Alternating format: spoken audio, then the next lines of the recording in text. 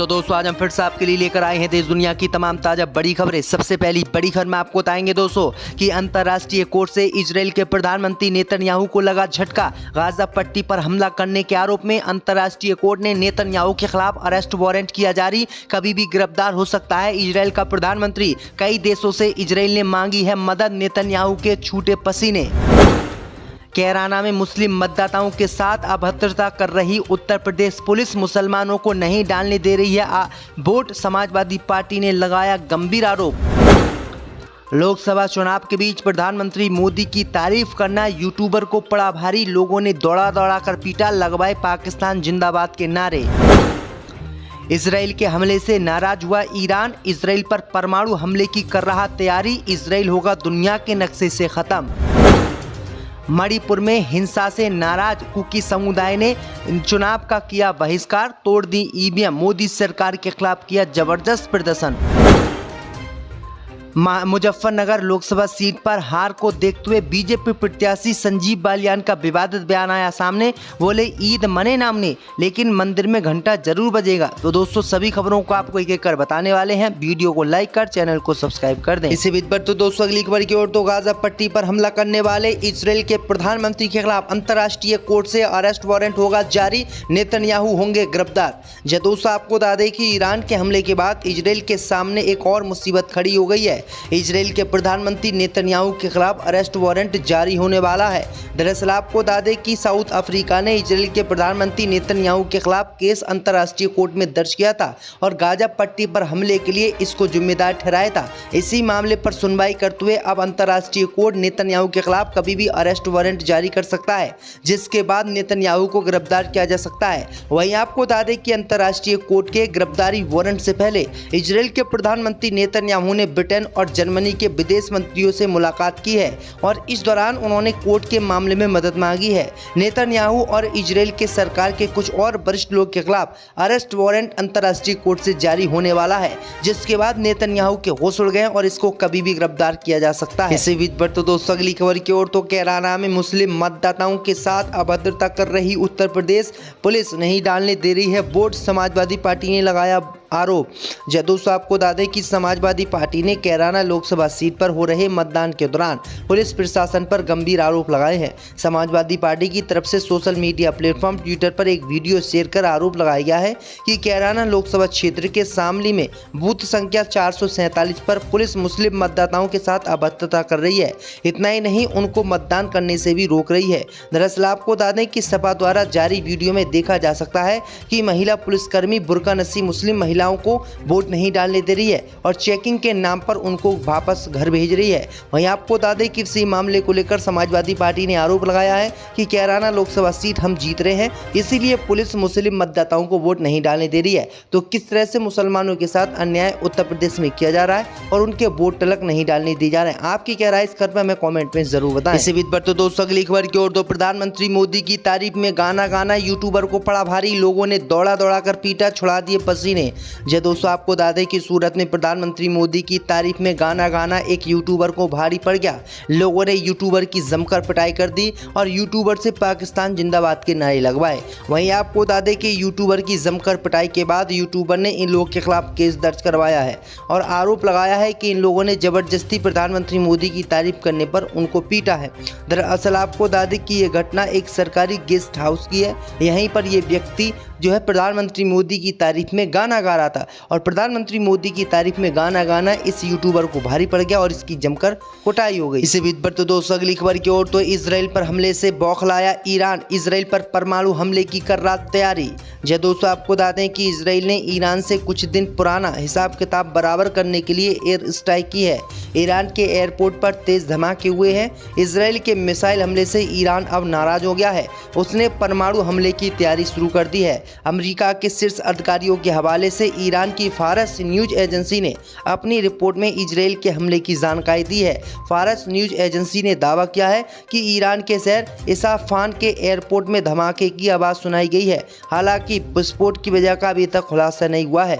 उल्लेखनीय है कि ईरान के कई परमाणु ठिकाने इस्फहान प्रांत में ही स्थित हैं। इसमें ईरान का यूरेनियम संवर्धन का प्रमुख केंद्र भी है। रिपोर्ट के अनुसार ईरान के हवाई क्षेत्र में कई फ्लाइटों के मार्ग बदले बदले गए हैं और ईरान ने अब इजराइल पर परमाणु हमला करने की तैयारी शुरू कर दी है, जिससे यहूदियों के होश उड़े हुए हैं। इसी बीच पर तो दोस्तों अगली खबर की ओर तो लोकसभा चुनाव के बीच अमेठी से बीजेपी को लगा झटका। कांग्रेस से बीजेपी में गए लोग तुरंत कांग्रेस में हुए वापस। दोस्तों आपको बता दें कि लोकसभा चुनाव से पहले अमेठी से बीजेपी को झटका लगा है। दरअसल आपको बता दें कि कांग्रेस के सोशल मीडिया विभाग के प्रभारी विकास अग्रहरि ने केंद्रीय मंत्री स्मृति ईरानी और भाजपा के जिला अध्यक्ष रामप्रसाद मिश्रा के सामने भाजपा का दामन थाम लिया था और वो कांग्रेस पार्टी से बाहर आ गए थे, लेकिन दोपहर बाद उनका मन बदल गया और उन्होंने शाम तक कांग्रेस पार्टी में वापसी कर ली और बीजेपी को छोड़ दिया। इस पूरे घटनाक्रम से अमेठी में उथल पुथल मच गई है। कांग्रेस के नेताओं ने जैसे ही बीजेपी को छोड़ा उसके बाद अमेठी से स्मृति ईरानी के हारने की संभावना पूरी हो गई और स्मृति ईरानी के भी पसीने इस लोकसभा सीट पर कांग्रेस नेताओं के वापस कांग्रेस में जाने के बाद छूट गए हैं। यानी स्मृति ईरानी अब अमेठी लोकसभा सीट से चुनाव हार सकती है। इसी बीच पर तो दोस्तों अगली खबर की ओर तो फिलिस्तीन को यूएन की पूर्ण सदस्यता देने पर अमेरिका ने लगाया वीटो। इजराइल ने कहा अमेरिका कर रहा हमारी मदद।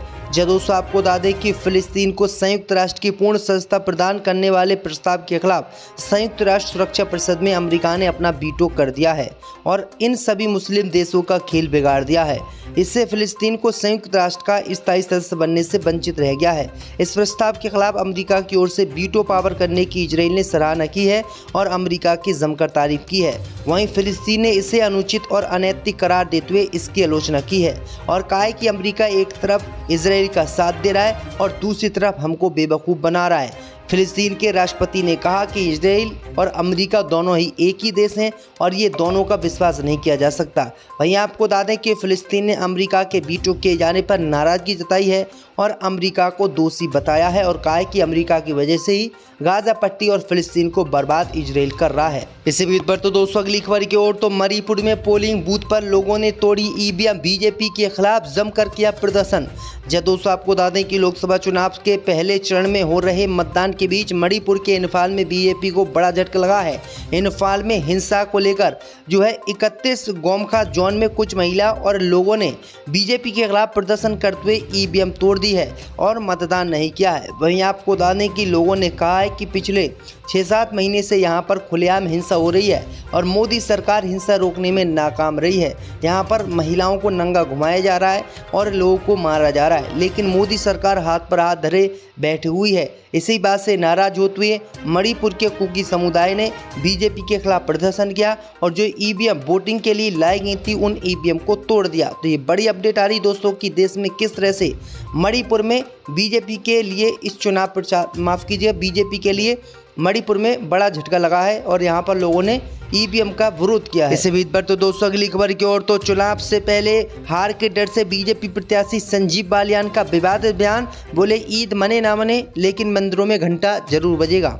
दोस्तों आपको बता दें कि देश भर में लोकसभा चुनाव के पहले चरण के 102 सीटों पर मतदान खत्म हो गया और दूसरे चरण की तैयारी की जा रही है। वहीं आपको बता दें कि मतदान दूसरे चरण का शुरू होने से पहले ही हार के डर से पश्चिमी यूपी के मुजफ्फरनगर सीट से चुनाव पर भाजपा प्रत्याशी संजीव बालियान का विवादित बयान सामने आया है।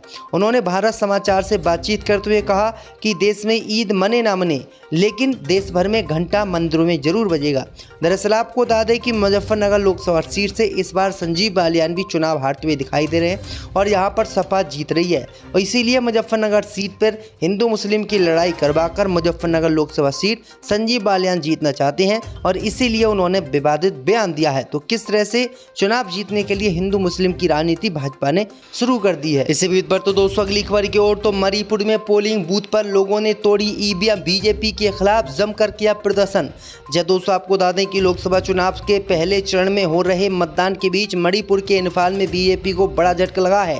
इम्फाल में हिंसा को लेकर 31 गोमखा जोन में कुछ महिला और लोगों ने बीजेपी के खिलाफ प्रदर्शन करते हुए ईवीएम तोड़ दी है और मतदान नहीं किया है। वहीं आपको बता दें कि लोगों ने कहा है कि पिछले 6-7 महीने से यहां पर खुलेआम हिंसा हो रही है और मोदी सरकार हिंसा रोकने में नाकाम रही है। यहां पर महिलाओं को नंगा घुमाया जा रहा है और लोगों को मारा जा रहा है, लेकिन मोदी सरकार हाथ पर हाथ धरे बैठी हुई है। इसी बात से नाराज होते हुए मणिपुर के कुकी समुदाय ने बीजेपी के खिलाफ प्रदर्शन किया और जो ईवीएम वोटिंग के लिए लाई गई थी उन ईवीएम को तोड़ दिया। तो ये बड़ी अपडेट आ रही दोस्तों कि देश में किस तरह से मणिपुर में बीजेपी के लिए इस चुनाव प्रचार बीजेपी के लिए मणिपुर में बड़ा झटका लगा है और यहाँ पर लोगों ने ईवीएम का विरोध किया है।